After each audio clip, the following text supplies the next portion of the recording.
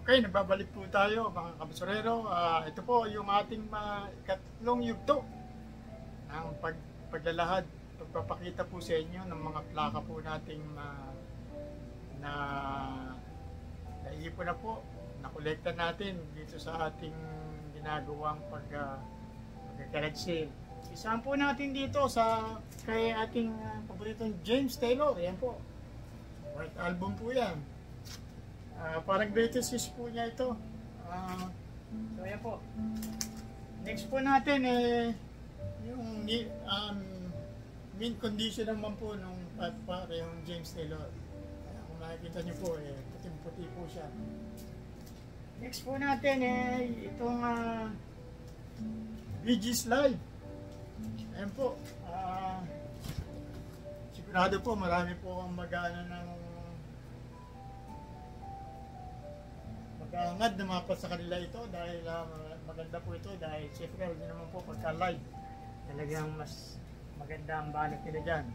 So, next po itong Get the Knock, ang banda po sumikat nung ating kabataan na natandaan nyo po yung My Sharona. Yan, My Sharona, ding ding ding.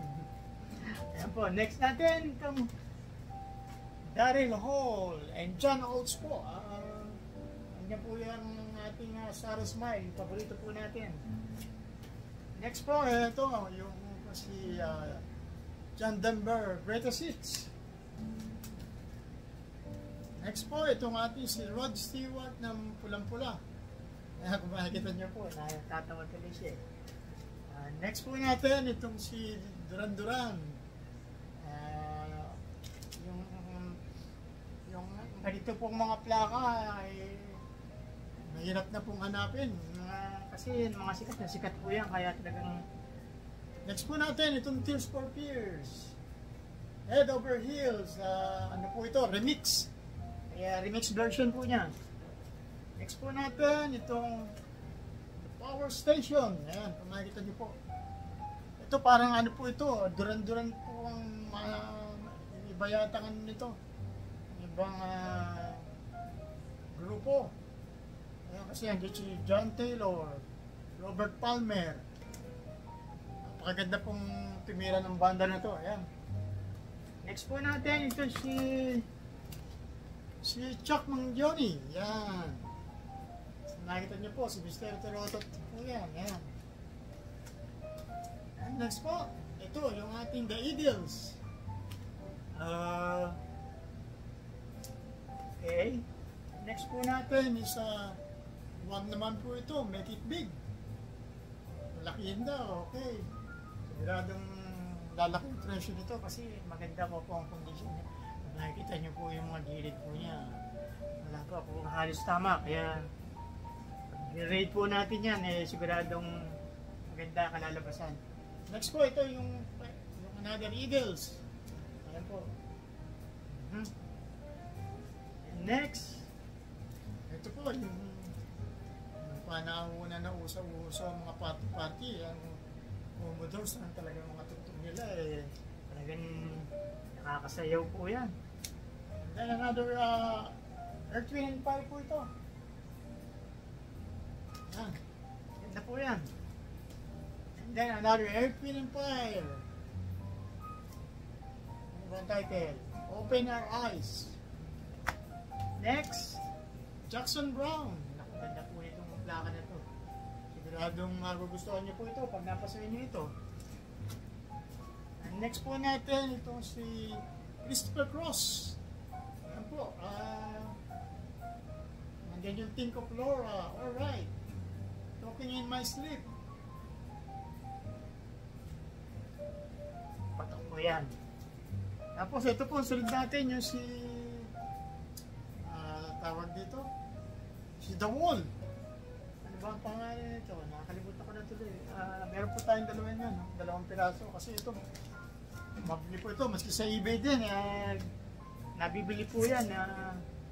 Talagang hinahanap ng mga tao yan. Next po, ito si Toto. Toto, yan. Alam niyo naman po yung banda na yan. Talagang napakahusay din po yan. And next, ang ating foreigner. Diyan po yung Urgent. Waiting for a girl like you. Yan. Talagang may in love kayo pagka napakinggan yan. Ito po, next tip po natin yung si Simon and Garfunkel. Nung bata pa po sila, pero nandito po yung mga magaganda nila. Mrs. Robinson, The Boxer, Old Friends, Wake Up Little Susie. Yan. Panalo. Then next po natin, itong si America naman. Ito po, talaga wala kayong tatapon dito sa album na to. Kaya talagang patok na patok po yan. And then next po, itong The Bread. The Best of the Bread. Mga love song din po ang banit niyan. And next po natin, itong si Led Zeppelin naman. Yung album nila na Gravity. Maganda rin po. Ang mga laman yan. Next po natin, ito yung si The Secret Policeman's Concert. Gaganda po ng artist nito. Sting, Jeff Beck, Bob Geldof, Phil Collins, and syempre Eric Clapton. Okay, next po natin itong si Toto again, Toto 4. Siguro pang-apat na album nila. Nagkakaano ng 4. Ito naman po, 4 year 4. 4, oh. Po. And then itong ating The Police. Yan, mataas na po ang rango nito ngayon kasi talagang pumapatok po yan. Ito naman po si Daryl Hall and John Oates na Private Eyes. And then another Daryl Hall and John Oates, Rock and Soul Part 1. Yan po, yung mga kanta niya, laki ng sulat, yan pwede nyo basahin. Meron na naman po tayo dito, America na naman po. Laban na natin America. Tapos po, ito yung another power station, kagaya nung kanina, sa dalawang kopya rin po natin. Siyempre po, itong ating Tears for Fears, yan. Songs from the Big Chair. Ano ba mga ganda po niya, kaganda lalaki lang ni mga ito. Everyone wants to rule the world, shout. I believe, yan. Complete po natin yan. Mother's Talk. And many more. And next po natin, itong si Tears for Fears na naman to. The Hurting naman, yung album nila. And then, ito po, yung Men at Work. Cargo. Ayan, ganda rin po plaka to. Ayan, makikita niya. So, ayan po yung ilan lang sa ating mga nakakolekta na pwede nyo pong mabili sa atin na pag nag-for good na po tayo sa Pilipinas. Ibebenta po natin yan sa ating mga kapwa mahilig sa musika. Kaya abangan nyo po ngayon kung gusto nyo mag-comment kayo. Kung sakaling makauwi tayo, pwede natin pong dalhin yan para siguro po ang presyo lang po niya natin, depende po sa mga artista, pero kung mapapansin niyo po, halos lahat po ng ating kinokolekta yung mga sikat at magaganda lang na plaka para po yung ating mga magiging kliyente ay siguradong matutuwa po sila. So ayan po, abangan nyo po, meron pa po tayong mga plaka na ibabahagi po sa inyo. Marami po yan. Part ano na po tayo? Part 3 na, no? So may part 4, may part 5, may part 6, may part 7, may part 8, may part 10. Siguro abutin tayo ng part 25. Kaya abangan nyo lang po. Hanggang sa muli. Salamat! Okay, ito naman po ngayong araw na ito ang ating po sa mga pinakapaborito ng mga kapanahunan po natin. Simulan po natin ito kung pinakikilala ko sa inyo si Mr. Neil Young from Ontario, Canada. Canadian po siya, kaya ito po yung album po niya na Come Sometimes. Andito po yung Human Highway, Motorcycle Mama, Four Strong Winds. Ayan po, naku, sikat na sikat po yan dati. Lada Love. Ayan po. Next po natin, ito yung ano niya. Yung nag-farm yata siya rito. Kaya ayan. Nilyang Harvest naman po ito. Dalawa po yung kopya natin nito. Kaya ano po bang, hindi, wala, ayan po yung likod, walang nakalagay na tracks po niya, pero alam ko maganda itong Harvest na ito. So, dalawa po yan. Next po natin, itong yung kanyang album na Crazy Horse. Ayan, ano ba ang mga sikat dito? Magaganda po ito, yung Cortez the Killer, ganda po niyan. Stupid Girl, and Looking for a Love. Yan po, bihira po ako nakakakita ng ganitong ng album ni Neil Young. Sunod po natin, ito yung Neil Young and the Crazy Horse, Rust Never Sleep. Ito po, ang alam ko, ito yung pinalabas nila sa sine noon dyan sa Pilipinas. Sorry po, medyo ibaan natin. Marami po itong dinumog po ito nung pinalabas po sa sinehan ito. Ayan po, yung Powder Finger, Hey Hey, My My. Yan, ako, yun po ang yan. Thrasher, Out of the Blue, tapos Into the Black. Ayan po, yung likod niya. Yan na po yan. Ayan. Tapos po, ito naman, ng isang winter. Ayan po, si Neil Young. Tignan niyo po. Nalasing yata doon sa vodka. Kaya, pangalan naman po nito, American Stars and Bars. Neil Young. Ayan po. Makikita nyo, yung alak niya, nakalagay Canadian. Kaya malalaman nyo na taga-Canada po siya. Ganda rin po ito. Wala rin po nakalagay na tracks niya, pero siguradong meron po siyang Sunod po natin itong kanyang, saan ba ito? After the Gold Rush.